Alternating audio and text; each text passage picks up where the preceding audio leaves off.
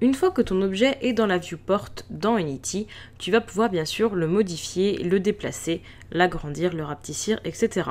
Pour cela, il va te falloir connaître 3 raccourcis essentiels, les mêmes normalement que ceux de ton logiciel d'édition d'objets, de modélisation, à savoir le E qui va te permettre de faire une rotation, le R un scale, et le W un déplacement.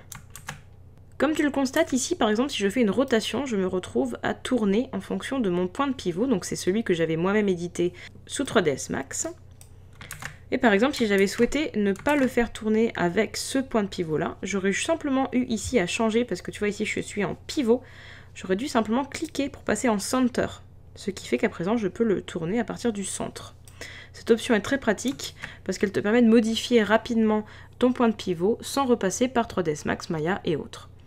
Donc center ou bien pivot.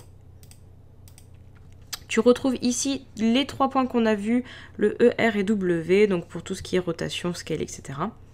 Et tu vas avoir ici un petit bouton qui te permettra de snapper ton objet à la grille.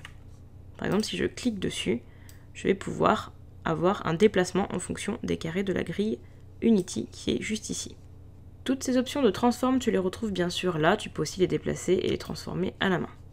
Si par exemple tu avais eu un objet perdu dans une masse d'autres objets que tu souhaitais le retrouver, tu as 2 choix. Soit à partir de ta hiérarchie, tu double-cliques dessus pour te focaliser dessus, soit tout simplement tu utilises le raccourci F qui te permet lui aussi de focus sur ton objet. Enfin, il ne te reste plus qu'à réfléchir si ton objet est statique ou non, c'est-à-dire est-ce qu'il va être amené à être déplacé par un personnage dans ton jeu ou non.